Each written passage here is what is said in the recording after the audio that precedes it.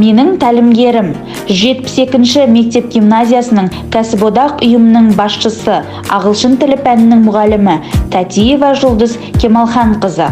Тәлімгерімнің жетістіктері жайында.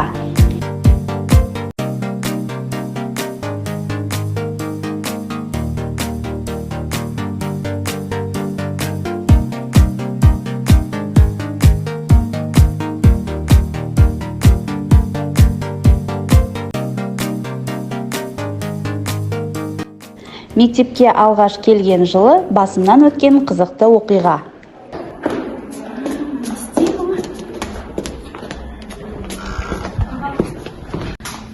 Жұлдыз апай, мына жерде күнделік кезі дұрыс шықпай жатыр, 88% дейді. Қазір Рашид апай көрсе, тізімге жарияланып кетем ғой, мектептің чатында гүл болам ғой. Енді оны мына жерде өзімнің сабақ беретін сабақтарының журналымен күнтізбелігіне кірмейсің ба? Сол жерде өзімнің қалай Симон толтыра алмай жатырмын. Күнтізбелігінен бүгінгі күннің үй тапсырмасын толтырасың, және де мұнда көзді басасың, ол жерде қызыл жасылға айналу керек. Мен саған бағана ашық сабаққа байланысты әдістемелік көмегімді көрсеттім ғой. Сол бойынша ертең сабағыңды жоспарлап, даярлап, сабағыңа даярланып келетін бол. Жарайды апай, онда соңғы сабаққа дейін осыны жасап өткіземіз. Жақсы, ертең дайын.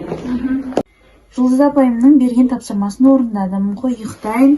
Ертең ерте тұру керек, сабағым бар.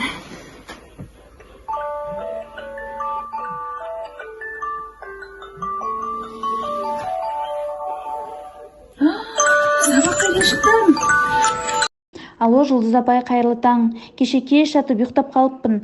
Сабағыма қарайлай тұрасыз ба? Бірінші сағатта сабағым бар еді. Good afternoon, students. How are you? I'm fine, thank you. And you? I'm well. Now, let's begin your lesson. Which lesson have you done at the last of the lesson? 8B? Okay. Now, today you have about exercise number 2. Who wants? Лаура, сенің бұл жолын сабақтан кешігіп, қаншама оқушы сені күтіп тұр.